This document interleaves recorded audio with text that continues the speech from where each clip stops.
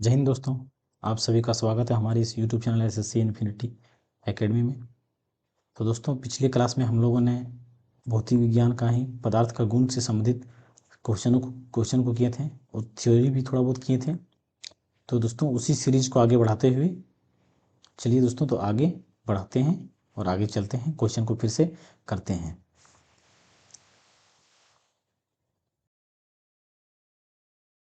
पिछली क्लास में हम लोगों ने दोस्तों 742 नंबर तक क्वेश्चन किए थे।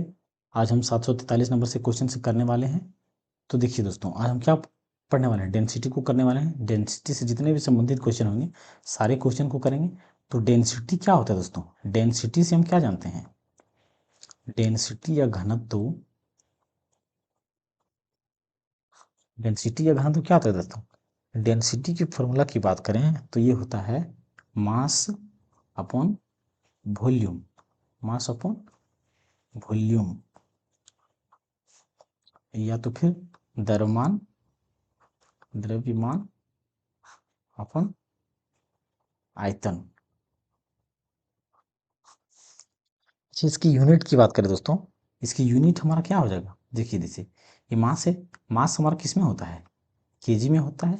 और वॉल्यूम या आयतन हमारा किस में होता है? मीटर क्यूब में। तो इसको हम क्या ले सकते हैं? मीटर क्यूब, यानी कि केजी प्रति मीटर क्यूब। तो इसका यूनिट हमारा क्या हो जाएगा? केजी प्रति मीटर क्यूब। अगर इसका डायमेंशन हम लिखना चाहें दोस्तों, तो डायमेंशन क्या लिखेंगे? जैसे केजी हमारा मास है, तो मास को हम किससे डिनोट करते हैं? एम से। और ये एम के मीटर हमारा क्या है? लेंथ है। और लेंथ को हम किससे डिनोट करते हैं? एल से। तो ये नीचे है तो ऊपर जाएगा क्या होगा? -3। और टाइम हमारा क्या है दोस्तों? इसमें टाइम नहीं है, लेकिन डायमेंशन फॉर्मूला में तीनों को लिखा जाता है। तो हम टी को क्या करेंगे? 0 लिख देंगे, T0। तो ये हमारा क्या हो जाएगा? इसका डायमेंशन फॉर्मूला हो जाएगा। और पानी का दोस्तों, पानी का घनत्व हमारा कितना आता है? पानी का घनत्व हमारा 1000 केजी प्रति मीटर क्यूब होता है। पानी का घनत्व हमारा 1000 प्रति मीटर क्यूब होता है। अब हम क्वेश्चन को देखते हैं। 743 नंबर का पानी का घनत्व क्या है? देखिए दोस्तों, अभी हमने क्या देखा? पानी का घनत्व हमारा कितना आता है? 1000 किलोमीटर पर घन मीटर। तो इसका उत्तर हमारा क्या हो जाएगा? ए नंबर का हो जाएगा। मास प्रति यूनिट वॉल्यूम, मास प्रति यूनिट वॉल्यूम क्या है? तो मास, तो हम क्या जानते हैं दोस्तों? हमारा जो डेंसिटी या घनत्व होता है, डेंसिटी या घनत्व को क्या कहते हैं हम? मास प्रति यूनिट वॉल्यूम। मास प्रति यूनिट वॉल्यूम। तो वो हमारा क्या है? डेंसिटी या घनत्व। सी नंबर का बल्क हमारा फॉर्मूला क्या था दोस्तों? F equal to M A होता है। वर्क हमारा क्या होता है? फोर्स इंटू डिस्प्लेसमेंट, या तो Fs cos थीटा होता है। प्रेशर का हम क्या देख चुके हैं? फोर्स पर यूनिट एरिया होता है फॉर्मूला। तो ये हमारा इसका उत्तर क्या हो जाएगा? सी नंबर का हो जाएगा। शुद्ध पानी का घनत्व, लवणयुक्त पानी के घनत्व डैश होता है। देखिए दोस्तों, घनत्व की बात करें तो शुद्ध पानी का घनत्व क्या होगा और अशुद्ध पानी का घनत्व क्या होगा? देखिए दोस्तों, जैसे शुद्ध पानी एक है, एक हमारा क्या है? शुद्ध पानी, जिसको हम क्या बोलेंगे? Pure water. एक प्योर वाटर है और एक इम्प्योर वाटर है। इम्प्योर मतलब अशुद्ध पानी है। तो अशुद्ध पानी दोस्तों, ये प्योर वाटर जो हमारा होगा, ये स्वच्छ होगा, इसमें कुछ गंदगी डाला गया नहीं होगा। तो इसका जो डेंसिटी होगा, इसका डेंसिटी होगा वो क्या होगा? और अगर इम्प्योर है ये हमारा क्या है? इम्प्योर वाटर है। इम्प्योर वाटर है। और इम्प्योर वाटर में मतलब क्या दोस्तों? अशुद्ध पानी है। तो अशुद्ध पानी में डस्ट पार्टिकल या गंदगी ज़्यादा होगा, तभी तो ये अशुद्ध है। और अशुद्ध पानी है ये, मतलब कि इसका डेंसिटी बढ़ गया। घनत्व तो क्या हुआ? बढ़ गया, मतलब ज़्यादा पार्टिकल मिलकर इसमें क्या हो गया? बढ़ गया। लेकिन प्योर वाटर में डेंसिटी हमारा अगर 1000 मीटर क्यूब है, 1000 केजी प्रति मीटर क्यूब है, तो 1000 प्रति मीटर क्यूब ही है। लेकिन जब इम्प्योर पानी हो, इम्प्योर हो गया, तो ये 1000 से डेंसिटी इसका क्या होगा? बढ़ जाएगा। हो सकता है 1010 हो जाए, 1011 हो जाए, केजी प्रति मीटर क्यूब होगा, लेकिन डेंसिटी क्या होगा? बढ़ जाएगा। तो शुद्ध पानी का घनत्व लवण युक्त पानी के घनत्व से अधिक होगा। से क्या होगा? अधिक से कम होगा दोस्तों। शुद्ध पानी का क्या होगा? कम होगा। लवण युक्त मतलब देखिए दोस्तों, लवण युक्त यहाँ पे बोला गया, लवण युक्त मतलब यहाँ पे जो नमक होगा, लवण युक्त मतलब क्या, एनसीएल नमक अगर डाल देते हैं तो वो एनसीएल हमारा क्या करेगा, इम्प्योर के रूप में काम करेगा, इम्प्योरिटी के रूप में जल के तुलना में। तो जल में अगर हम एनसीएल जैसे नमक डाल देते हैं दोस्तों, एक प्योर पानी लेंगे और एक शुद्ध पानी लेंगे जिसमें हम नमक मिला देंगे, तो पानी में अगर आलू हम डालते हैं दोस्तों जैसे, तो शुद्ध पानी में आलू डूब जाएगा। लेकिन अगर नमक घोल देते हैं उसमें, तो आलू अगर को डाल के देखते हैं या अंडा वगैरह कुछ डाल के देखते हैं, तो ये नहीं डूबेगा लवण युक्त पानी में, क्योंकि इसका डेंसिटी बढ़ जाता है। इम्प्योर होगा या तो लवण युक्त होगा, तो उसमें डेंसिटी क्या होता है, बढ़ जाता है। डेंसिटी बढ़ने के कारण इसमें नहीं डूबता है कोई चीज़, मतलब अंडा वगैरह कुछ अगर इसकी तुलना में, मतलब दोस्तों ये नहीं डूबेगा लेकिन जल में डूब जाएगा। तो इसका उत्तर हमारा क्या होगा, मतलब जो शुद्ध जल का घनत्व होगा वो लवण युक्त, लवण युक्त मतलब नमक दोस्तों, लवण युक्त मतलब क्या, नमक या सॉल्ट से क्या होता है, कम होता है। तो शुद्ध पानी का घनत्व हमारा कम होता है।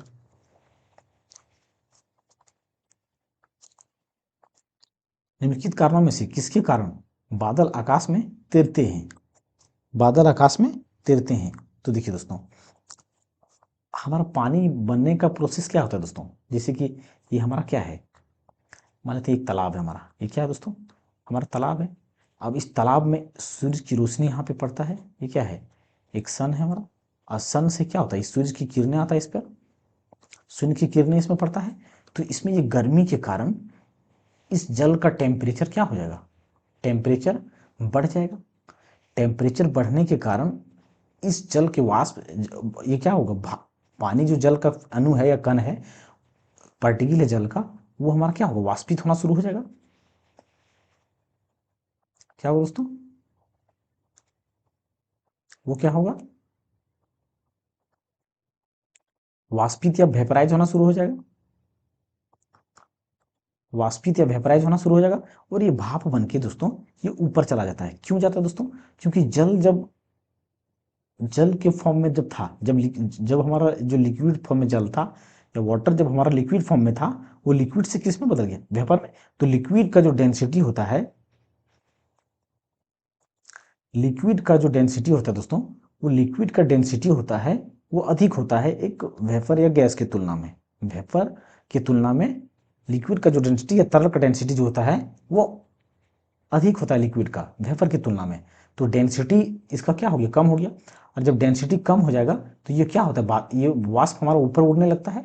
तो ऊपर उड़ जाने के कारण ये क्या होता है, ऊपर चला जाता है। क्यों दोस्तों, डेंसिटी क्योंकि जल का उसका कम हो गया, जल से वाष्प में बदल गया, तो आने का डेंसिटी उसका क्या हो गया, कम हो गया। जब डेंसिटी उसका कम हो गया तो कम होने के कारण ये क्या होगा, ऊपर चला जाएगा। और ऊपर जाने के कारण ये क्या करता है, डेंसिटी कम हो जाने के कारण ये ऊपर में ही बादल बन के तैरता है। और जब ये दोस्तों ठंडा हो जाएगा तो ये फिर क्या होगा, डेंस होना शुरू होता है। ऊपर में क्या होगा, डेंस होना शुरू हो जाएगा। ऊपर जाने पर ठंडा फिर पड़ने लगता है दोस्तों। तो ठंडा पड़ने के बाद डेंस होता है, तब जाके ये बारिश की बूंदें बनता है और फिर गिरता है। तो नीचे ऊपर क्यों तैरता है ये, क्योंकि डेंसिटी कम हो जाता है। तो ऊपर जाने पर क्या होता है, डेंसिटी कम हो जाता है। लेकिन दोस्तों डेंसिटी कम हो जाता है, लेकिन ऊपर जाने पर तापमान भी हमारा क्या होता है, कम हो जाता है। ऊपर तापमान भी कम होता है, जिसके कारण से ही ये बादल हमारा पानी की बूंद के रूप में बदलना शुरू होता है, फिर गिरता है। तो इसका उत्तर हमारा डी नंबर का हो जाएगा।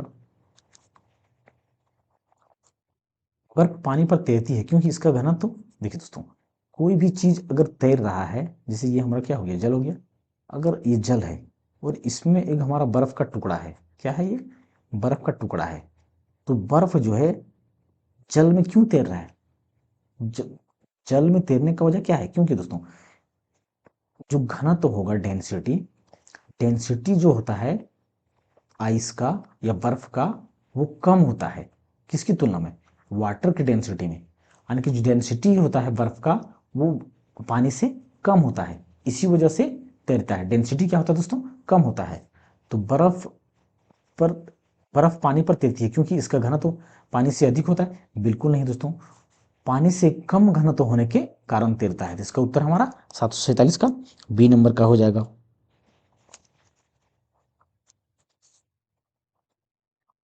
एक पदार्थ के घनत्व को डैश के रूप में परिभाषित किया जाता है। देखिए दोस्तों, डेंसिटी या घनत्व का हमने स्टार्टिंग में ही क्या देखा आज, डेंसिटी का मास बाय वॉल्यूम और इसी को हम क्या बोलते हैं, द्रव्यमान, द्रव्यमान बटा आयतन, द्रव्यमान बटा आयतन। तो क्या होगा, द्रव्यमान प्रति इकाई आयतन।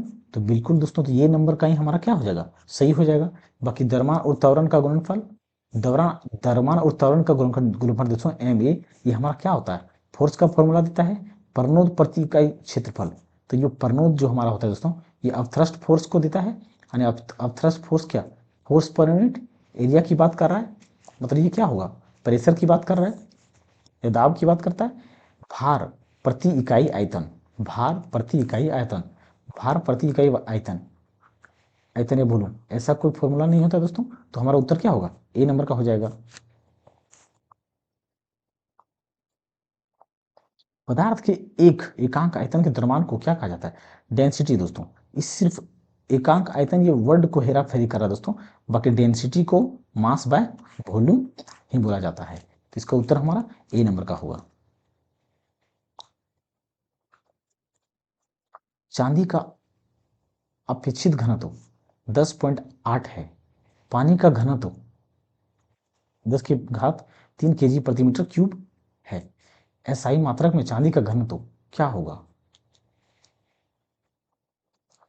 देखिए दोस्तों, अपेक्षित घनत्व क्या होता है दोस्तों, अपेक्षित घनत्व या रिलेटिव डेंसिटी, रिलेटिव डेंसिटी या अपेक्षित घनत्व क्या होता है दोस्तों, जैसे कि पदार्थ का घनत्व, पदार्थ का घनत्व बट्टा पानी का घनत्व, क्या होता है दोस्तों, पानी का घनत्व, पानी का घनत्व। और यहाँ पे जो अपेक्षित घनत्व दिया गया दोस्तों, ये अपेक्षित घनत्व कितना दिया गया है हमारा, अपेक्षित घनत्व जो हमारा दिया गया दोस्तों, कितना दिया गया है, अपेक्षित घनत्व हमारा ये 10.8 दिया गया, कितना दिया गया 10.8। और हमें निकालना क्या है, पदार्थ, यानी कि हमारा पदार्थ इसमें क्या है, चांदी है।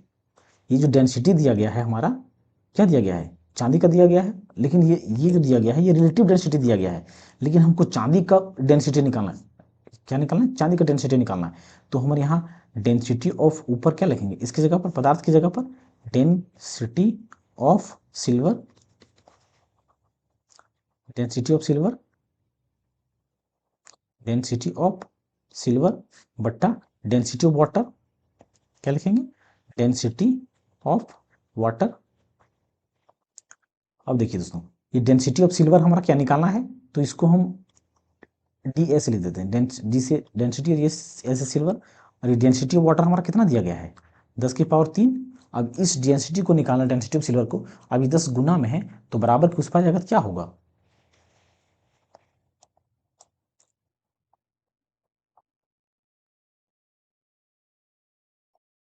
ये बराबर के उस पर जाएगा, क्या होगा दोस्तों, यानी कि 10.8 बट्टा में है, यानी कि गुना मतलब भागा में है, तो बराबर के उस पर जाएगा, क्या होगा, गुना में हो जाएगा। 10 इतना, इतना क्या दोस्तों, केजी, केजी मीटर प्रति क्यूब। तो ये देखिए दोस्तों, ये हमारा क्या हो जाएगा, उत्तर हो जाएगा। तो ये किस में है, ये हमारा ए नंबर में है। तो 750 का उत्तर क्या हो जाएगा, ए नंबर का हो जाएगा।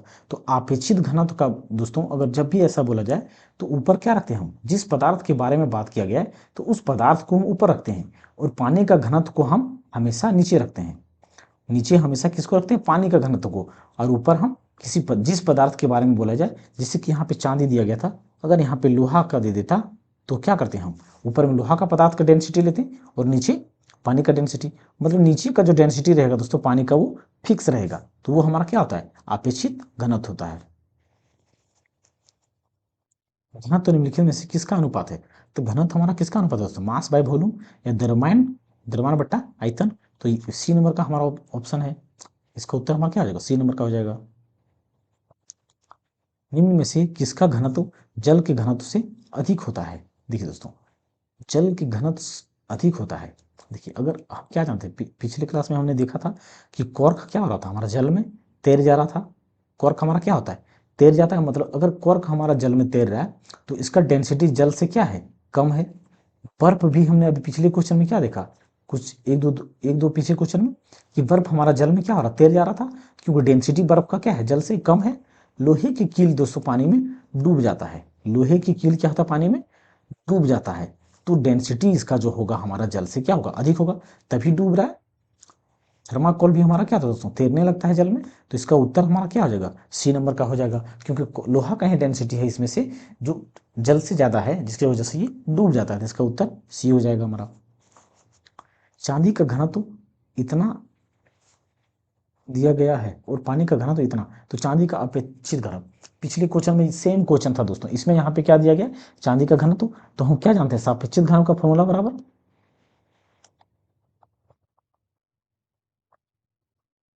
अपेक्षित या रिलेटिव डेंसिटी, क्या जानते हैं दोस्तों, अपेक्षित घनत्व बराबर हम क्या जानते हैं, पदार्थ पदार्थ का घनत्व बटा पानी का घनत्व, पानी का घनत्व। अब इसमें से दोस्तों हमें क्या निकालना है, अपेक्षित घनत्व निकालना है। इसमें पदार्थ में क्या दिया है, पदार्थ में हमारा सिल्वर दिया गया है, मतलब हम सिल्वर का डेंसिटी लेने वाले हैं, और नीचे किसका डेंसिटी लेंगे, वाटर का डेंसिटी या पानी का डेंसिटी लेंगे, ऊपर चांदी का डेंसिटी और नीचे वाटर का। तो देखिए चांदी का डेंसिटी हमारा कितना दिया गया है, 10.8 इंटू 10⁻³ अपॉन जल का हमारा कितना दिया गया है, 10⁻3।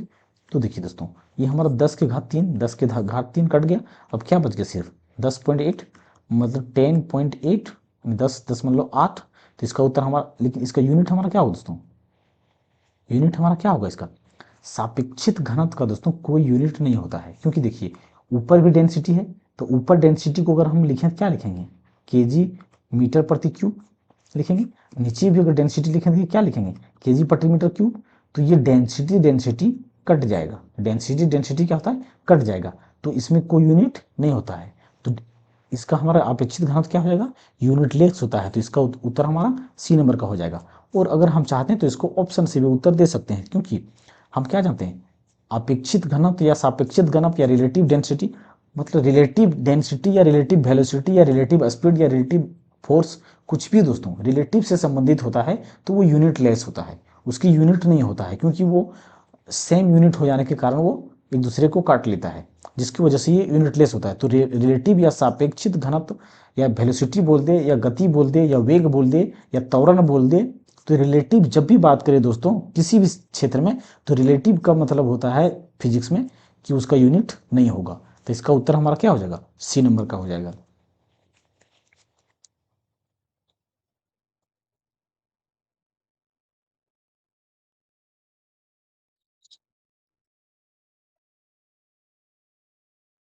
सापेक्ष घनत्व के बराबर है, सापेक्ष घनत्व क्या लिखा हमने दोस्तों, अब पिछले क्वेश्चन में पदार्थ का घनत्व ऊपर क्या होगा, पदार्थ का घनत्व बट्टा पानी का घनत्व, पानी का घनत्व, तो इसका उत्तर हमारा कौन सा हो जाएगा, सापेक्षित घनत्व का या रिलेटिव डेंसिटी का।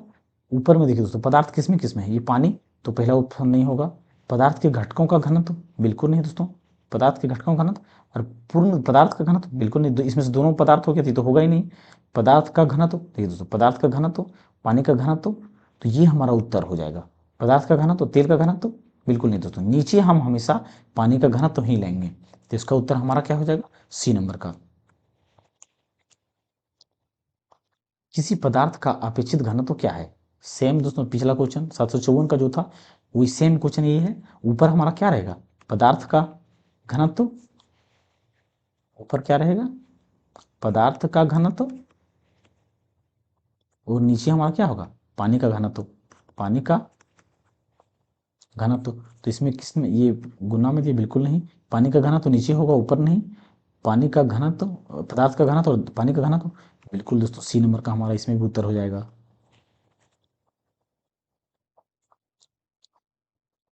अब दोस्तों हमारा नेक्स्ट टॉपिक है अनुगतिक सिद्धांत या काइनेटिक थ्योरी, अनुगतिक सिद्धांत या काइनेटिक थ्योरी। दोस्तों अगर अगर हम अनुगतिक सिद्धांत या काइनेटिक थ्योरी की बात करें तो ये क्या होता है, जैसे देखिए दोस्तों एक क्या हमारा एक डब्बा है या कोई क्या है, कोई पात्र है, कोई डब्बा या कोई क्या है पात्र है, ये क्या है, कोई डब्बा या कोई पात्र है या कोई बर्तन है। इसमें देखिए दोस्तों, गैस को क्या किया गया, डाला गया है। इसमें क्या किया गया, डाला गया है।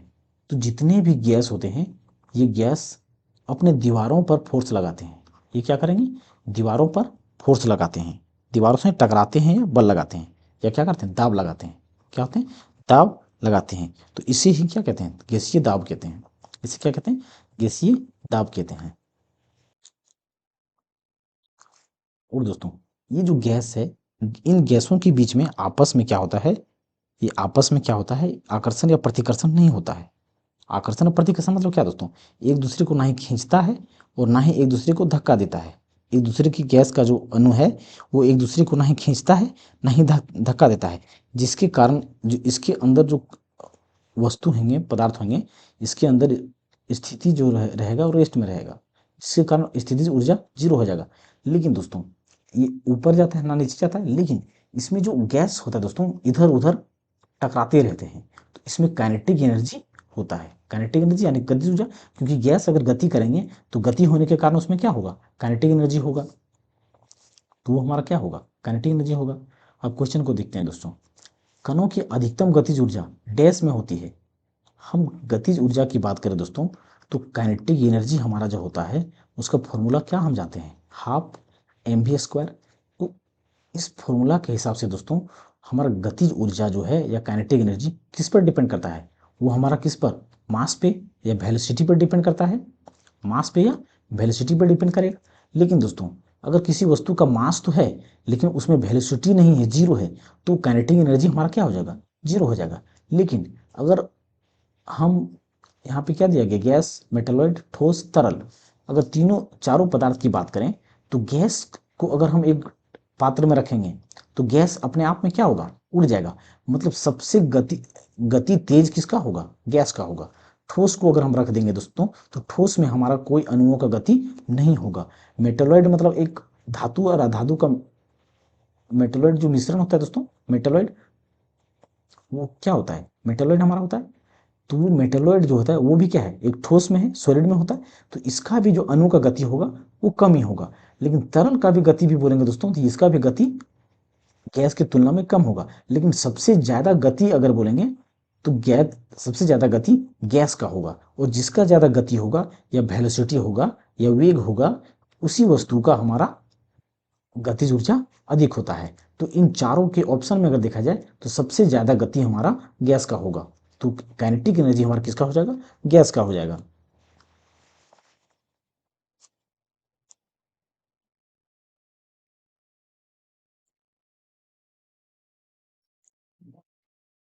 वह स्थिति जिसमें आणविक आकर्षण अत्यधिक दृढ़ होता है। देखिए दोस्तों, आणविक आकर्षण क्या बोला गया, आणविक आकर्षण, इसमें भी क्या दोस्तों, ठोस, तरल, गैस, वाष्प, हम तीन चीज लेते हैं। एक हमारा क्या है, एक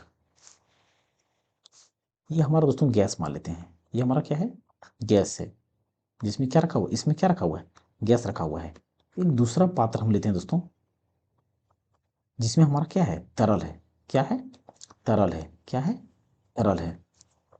और एक तीसरा पात्र लेते हैं दोस्तों, पात्र जो हमारा क्या है, एक ठोस है, जो क्या है हमारा ठोस है।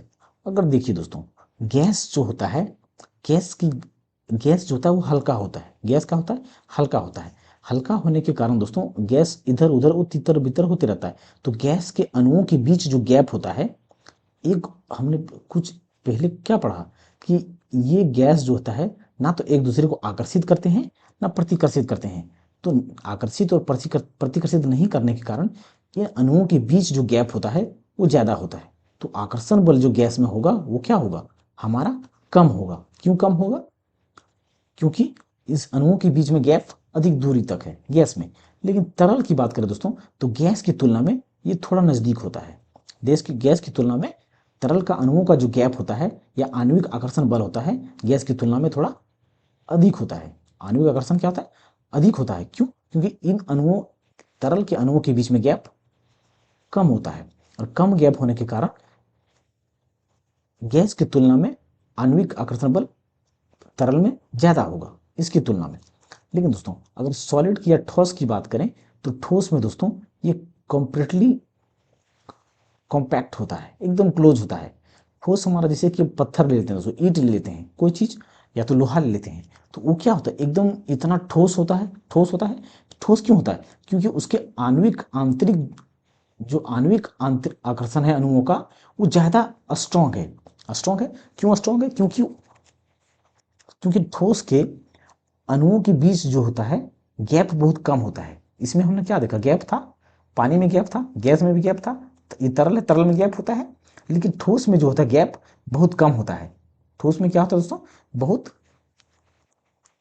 ज्यादा गैप, मतलब गैप होता ही नहीं है, ये कम्प्लीटली कॉम्पैक्ट होता है, मतलब ये पूरा क्लोज होता है, एक दूसरे से सटा हुआ होता है। इसीलिए इसको अगर हम दबाते हैं तो नहीं ज्यादा दबा सकते हैं। तो हम क्या कह सकते हैं कि किसका ज्यादा आणविक आकर्षण बल अधिक है? जो ज्यादा नजदीक होगा उसका आकर्षण बल अधिक है। तो हम क्या कह सकते हैं कि सबसे ज्यादा अगर आणविक आकर्षण बल होगा तो क्या होगा? सॉलिड में, सॉलिड में होगा। उसके बाद किस में होगा? हमारा लिक्विड में होगा। उसके बाद किस में होगा?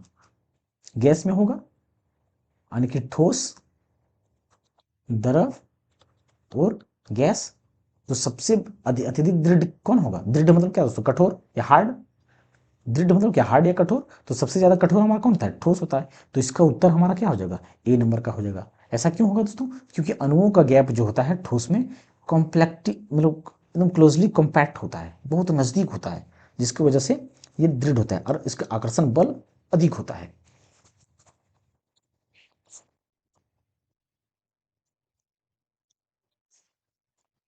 गैस में आणविक गति के वितरण पर तापमान में वृद्धि के प्रभाव के संबंध में निम्नलिखित में से कौन सा कथन सत्य नहीं है?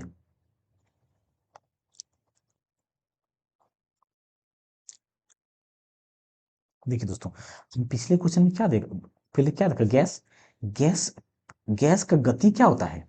गैस का आणविक गति क्या होता है? वो तेज अधिक होता है। क्यों होता है दोस्तों? क्योंकि तेज होता है या अधिक होता है?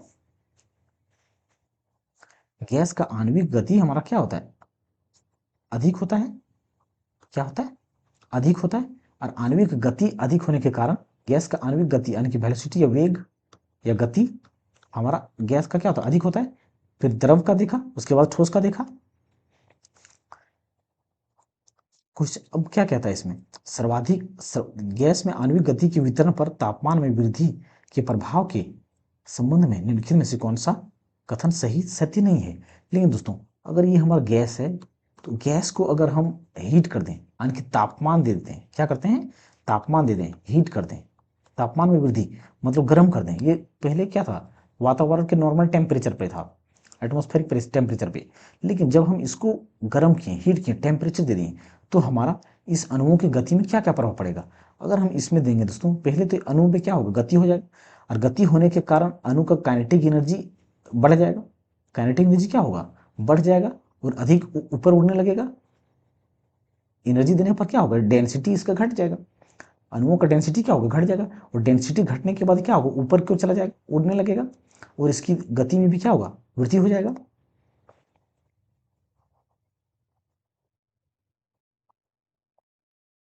अब क्वेश्चन को देखते हैं दोस्तों। सर्वाधिक संभावित गति बढ़ जाता है दोस्तों जब हम गैस को हीट करते हैं। तो हमने क्या देखा कि उसका अगर गैसी गैस को गर्म करने पर उसकी संभावित आणविक जो गति होता है क्या होता है? बढ़ जाता है। तो ये क्या है? ये सही कथन बोला गया है। हमें यहाँ पे सत्य नहीं के बारे में जानना है। सबसे संभावित गति के साथ अणुओं का अंश बढ़ता है? नहीं दोस्तों, ऐसा नहीं है। गैस का अणुओं का गति बढ़ता है, लेकिन सबसे संभावित गति के साथ नहीं बढ़ता है। अंश मतलब किसी किसी खास पार्ट का नहीं, पूरे का धीरे धीरे बढ़ना शुरू होता है। तो ये हमारा गलत लग रहा है दोस्तों। वितरक व्यापक हो जाता है। बिल्कुल दोस्तों, ये गैस हमारा क्या होगा? व्यापक, वितरक मतलब चारों तरफ से फैलना शुरू हो जाएगा। तो ये हमारा व्यापक रूप से यानी कि ये बिखरना शुरू हो जाएगा। वितरक चक्र के तहत क्षेत्र उतना ही रहता है जितना निम्न तापमान के नीचे रहता है। बिल्कुल दोस्तों, इसका एरिया हमारा क्या होगा? एरिया हमारा उतना ही रहेगा। जैसे कि अगर ये बंद डब्बा होता तो इसको गर्म करने पर हमारा क्या होगा? डब्बा उतना ही रहेगा, लेकिन ये फैलने लगेगा, गैस पूरा फैल जाएगा। तो एरिया हमारा उतना ही रहेगा, लेकिन गैस पूरा फैल जाएगा उसी के अंदर। तो ये भी कथन क्या कहा गया है? सत्य कहा गया है, ये भी सत्य कहा गया है। तो एकमात्र कथन कौन सा हमारा? बी नंबर का कथन जो क्या कहा गया? गलत। तो इसका उत्तर हमारा क्या हो जाएगा? बी नंबर का हो जाएगा।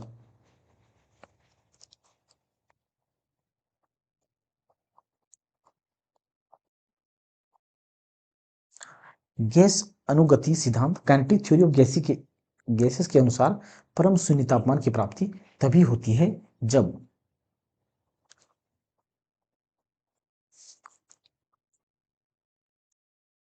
परम शून्य ताप गैस के लिए हम क्या जानते हैं दोस्तों, देखिए गैस के लिए हम अगर जानते हैं तो क्या जानते हैं, परम ताप शून्य यहाँ पे बोला गया, परम शून्य तापमान मतलब दोस्तों परम शून्य तापमान कब होगा, जब सभी अणु हमारा इस वस्तु अगर रेस्ट में है, सभी वस्तु हमारा क्या होगा, रेस्ट में होगा, मतलब अणुओं में क्या होगा, कोई गति नहीं होगा, कोई गति नहीं होगा। और कोई गति कब नहीं होगा, जब ये सारे के सारे गैस का कण या अणु पार्टिकल, जो भी गैस पार्टिकल अणु है कण है, वो हमारा क्या हो, रेस्ट में होगा। और दोस्तों अगर रेस्ट में होगा, सभी अणु हमारा क्या होगा, रेस्ट में होगा। तो रेस्ट में कब हमारा होगा, जब उसमें टेम्परेचर नहीं होगा, क्या होगा, टेम्परेचर नहीं होगा।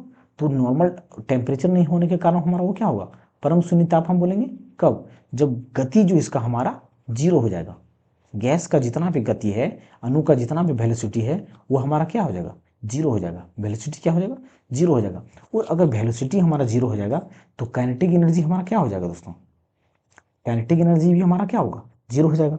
और काइनेटिक एनर्जी हमारा जीरो हो जाएगा तो हमारा उसे हम क्या बोलेंगे, परम ताप शून्य बोलेंगे अणुओं का, क्या बोलेंगे, परम ताप शून्य। जब हमारा काइनेटिक एनर्जी जीरो हो जाएगा तब। तो देखिए दोस्तों, गैस का आयतन शून्य हो, बिल्कुल नहीं दोस्तों। गैस का दाब शून्य हो, बिल्कुल नहीं। अणुओं की गतिज ऊर्जा शून्य हो जाए, देखिए दोस्तों वेलोसिटी अगर शून्य होगा, गतिज ऊर्जा हमारा क्या होगा, शून्य हो जाएगा। गैस का विशिष्ट ऊष्मा शून्य हो, गैस का विशिष्ट ऊष्मा शून्य हो, बिल्कुल नहीं दोस्तों। तो ये उत्तर हमारा क्या हो जाएगा, सी नंबर का हो जाएगा। विसरण में मतलब क्या था, देखिए दोस्तों विसरण हमारा सबसे ज्यादा किस में होगा, सबसे ज्यादा विसरण हमारा गैस में होगा। हमने क्या देखा था, गैस में होगा, फिर तरल में होगा, फिर सॉलिड में होगा। विसरण ये किसमें है दोस्तों, विसरण। विसरण से हम क्या समझते हैं, विसरण मतलब दोस्तों फैलाव, कौन ज्यादा कितना ज्यादा फैलेगा, फैलाव। विसरण मतलब फैलाव कि कौन कितना अधिक फैलेगा, कौन कितना अधिक फैलेगा, वो हमारा क्या होता है, विसरण। तो देखिए दोस्तों गैस का अणुओं का हम क्या देखे हैं कि गैस का अणु जो होता है वो दूर दूर में होता है, तो ये ज़्यादा फैलेगा। और तरल का जो अणु होता है वो थोड़ा गैस के तुलना में थोड़ा अधिक निकट होता है। और सॉलिड में तो बिल्कुल क्लोजली कॉम्पैक्ट होता है दोस्तों, एकदम बहुत नज़दीक होता है। तो इसमें से सबसे ज़्यादा हमारा कौन फैलता है, गैस ज़्यादा और ज़्यादा फैलता है, विसरण होता है इसका, फिर तरल का, फिर सॉलिड का। तो इसका उत्तर हमारा क्या हो जाएगा, ऑप्शन को देखते हैं। द्रवों की विसरण दर ठोस या गैस की तुलना में अधिक होता है, बिल्कुल नहीं दोस्तों। देखिए द्रव क्या हो रहा है, कम है। यहाँ पे क्या पहले क्या किया, द्रवों की तुलना ठोस और द्रव, जबकि हम क्या जानते हैं कि गैस का अधिक विसरण होता है। गैसों का विसरण दर द्रव या ठोस की तुलना में अधिक होता है, बिल्कुल दोस्तों। देखिए यहाँ पे क्या दिया गया, गैसों की विसरण द्रव या ठोस की तुलना में क्या दिया, अधिक दिया गया। तो सबसे ज्यादा विसरण किसका होता है, गैस का होता है, फिर तरल का होता है, फिर सॉलिड का। ठोसों का विसरण दर द्रव द्रव या गैस की तुलना में अधिक होता है, बिल्कुल गलत। गैसों की विसरण दर द्रव या ठोस की तुलना में कम होता है, बिल्कुल नहीं दोस्तों। कम कहाँ, सबसे अधिक तो विसरण इसी का होता है। तो इसका उत्तर हमारा क्या हो जाएगा, बी नंबर का हो जाएगा।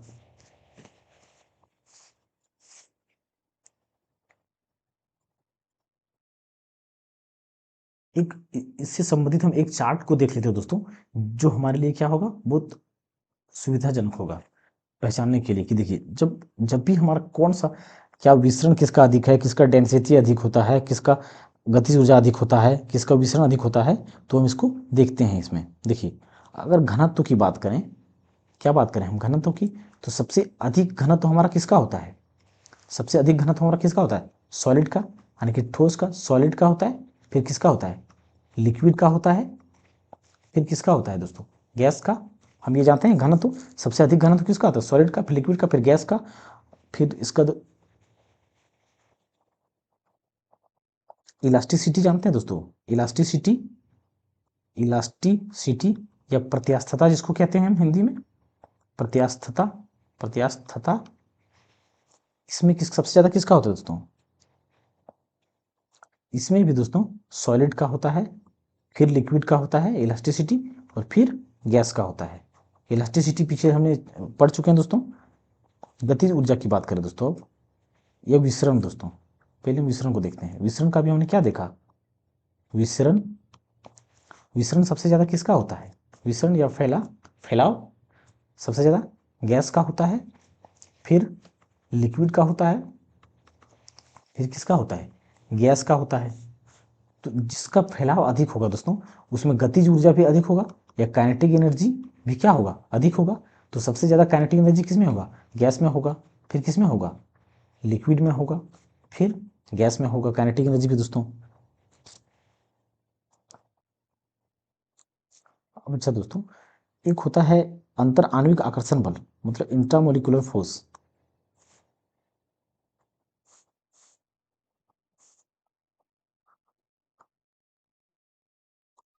अंतर अंतर आणविक आकर्षण बल, अंतर आणविक आकर्षण बल। आकर्षण बल हमने क्या देखा दोस्तों, सबसे अधिक किसमें था, मतलब जो अणुओं का पार्टिकल सबसे नजदीक कौन था, सॉलिड का था, ठोस का, उसके बाद लिक्विड का, उसके बाद किसमें था, गैस का था। अब दोस्तों एक होता है आंतरिक आणविक स्थान, आणविक स्थान, ये दोनों एक ही चीज है।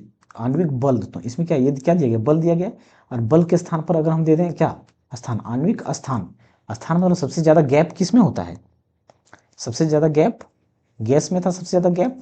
फिर किस में था, लिक्विड में था। फिर किस में था दोस्तों, फिर सॉलिड में था, लिक्विड। फिर किस में था, सॉलिड में था।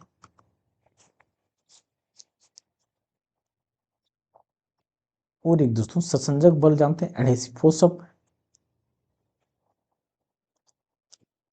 फोर्स ऑफ क्या होता है दोस्तों, कोहेसिव फोर्स, ससंजक बल, ससंजक बल, ससंजक बल या कोहेसिव फोर्स क्या होता है, कोहेसिव फोर्स सबसे ज्यादा किसमें होता है दोस्तों, ठोस में सबसे अधिक होता है, किसमें होता है, ठोस में सबसे अधिक होता है। फिर द्रव में सबसे अधिक होता है। फिर किस में होता है, गैस में होता है दोस्तों। फिर किस में होता है, गैस में। तो ये हमारा हो गया चार्ट दोस्तों, जो सभी क्वेश्चनों को कौन किसकी डेंसिटी ज़्यादा होता है या किसकी क्या ज़्यादा होता है, वो ये चार्ट हमारा हो गया। अब नेक्स्ट क्वेश्चन को देखते हैं। यदि वायु में जलवाष्प की मात्रा अधिक है तो वाष्पीकरण की दर डैश होगा।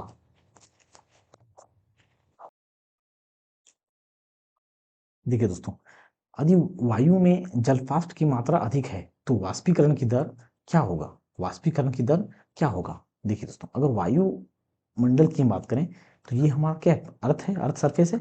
और ये हमारा क्या, वायुमंडल है। तो वायुमंडल में जलवाष्प, जलवाष्प की मात्रा बढ़ गया मतलब क्या हो गया, वातावरण में नमी हो गया। जलवाष्प की मात्रा बढ़ गया मतलब क्या हो गया, वातावरण में नमी हो गया।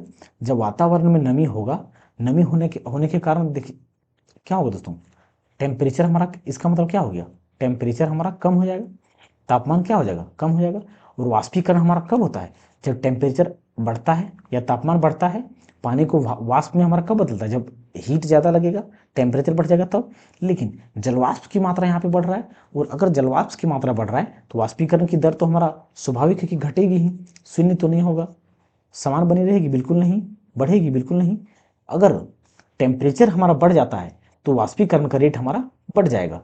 लेकिन यहाँ पे जलवाष्प की मात्रा बढ़ रहा है वायुमंडल में, और वायु में अगर जलवाष्प की मात्रा बढ़ रहा है मतलब नमी बढ़ रहा है। नमी बढ़ने के कारण वो क्या करेगा, पानी जो वाष्पीकरण, वो अणुओं को क्या करेगा, नमी बना देगा। वातावरण में जो भी होगा उस नमी अणुओं को क्या बना देगा, हवा को नमी बना देगा। और नमी बनाने के कारण उसका वाष्पीकरण दर घट जाएगा। वस्तुतः किसी गैस द्वारा पात्र की दीवार पर लगाया गया बल गैस के अणुओं का क्या होगा।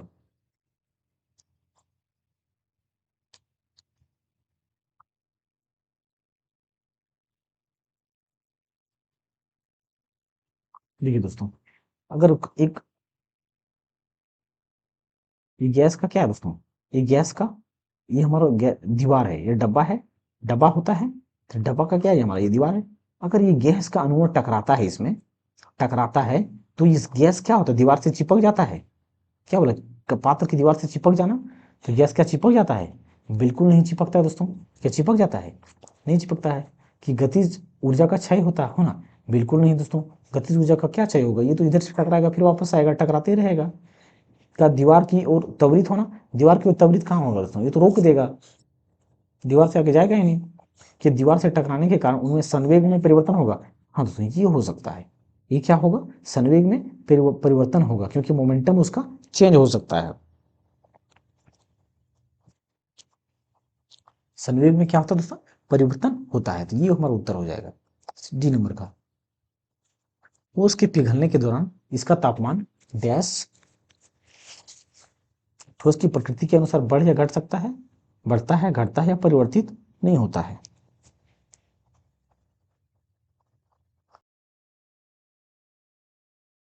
देखिए दोस्तों, ठोस के पिघलने के दौरान इसका तापमान डैश क्या होगा, डैश ठोस की प्रकृति के अनुसार बढ़ या घट सकता है। देखिए दोस्तों, हमारा जब भी कोई, जैसे कि ये क्या है हमारा, एक आइस क्यूब है, जैसे कि मान लेते दोस्तों ये क्या है हमारा, आइस क्यूब है। और आइस क्यूब है दोस्तों, अगर हम इसको हीट करेंगे, हीट करते करते, तो ये फेज चेंज करने के लिए, ये इसको हम फेज चेंज करने के लिए लेटेंट हीट का जरूरत होता है। इसमें क्या होता है, गुप्त ऊष्मा का जरूरत होता है।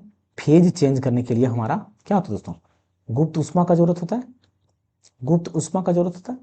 तो गुप्त ऊष्मा के कारण ही हमारा किसी भी बॉडी का फेज चेंज होता है या अवस्था चेंज होता है, चाहे वो ठोस से द्रव में बदल रहा हो या गैस में सॉलिड से बदल रहा हो, तो उसमें सिर्फ लेटेंट हीट का इस्तेमाल होता है, उसमें टेम्परेचर का बढ़ना या घटना नहीं होता दोस्तों। जैसे कि पानी, हम ये पात्र में हमारा क्या पानी है, ये पानी हमको अगर 100 डिग्री सेल्सियस तक गर्म करेंगे, तो ये पानी हमारा 100 डिग्री सेल्सियस टेम्परेचर तापमान तक तापमान ही रहेगा। 100 डिग्री सेल्सियस तापमान पर गर्म हो जाने पर ये 100 डिग्री सेल्सियस के बाद क्या होगा दोस्तों, ये वाष्प बनना हमारा शुरू हो जाता है, मतलब ये लिक्विड टू गैस बनना शुरू हो जाता है। तो ये हमारा, लेकिन टेम्परेचर 100 डिग्री सेल्सियस ही रहता है, लेकिन इसमें सिर्फ हमारा लेटेंट हीट या गुप्त ऊष्मा की खपत होता है, गुप्त ऊष्मा का ही खपत होता है। उसी प्रकार अगर बर्फ का या ठोस को पिघलाने की कोशिश करेंगे, हम पिघलाएंगे, तो टेम्परेचर हमारा कांस्टेंट रहेगा, तापमान कांस्टेंट रहेगा, लेकिन उसमें गुप्त ऊष्मा का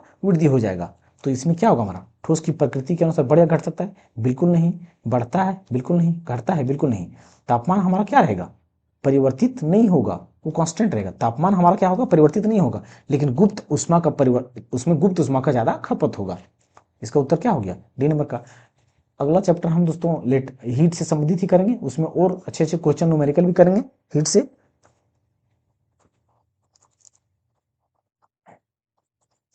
थैंक यू दोस्तों, आज तक इतने क्वेश्चन करते हैं। अगली क्लास में देखेंगे हम हीट से संबंधित क्वेश्चन को करेंगे और थ्योरी भी करेंगे, और अच्छे अच्छे कॉन्सेप्ट के साथ बताएंगे दोस्तों। हीट को हम एक मजेदार सब्जेक्ट की तरफ पढ़ेंगे दोस्तों, जिसमें जितने भी न्यूमेरिकल होंगे उसको एक आसान तरीके से हम करने वाले हैं, जिससे हमारा साइंस का डर दूर दूर होने वाला है। तो आई होप दोस्तों आप सभी को अच्छा लगा होगा या समझ में आया होगा। तो दोस्तों अगर अच्छा लगा या लगे तो हमारा चैनल को सब्सक्राइब अवश्य करें दोस्तों। थैंक यू दोस्तों।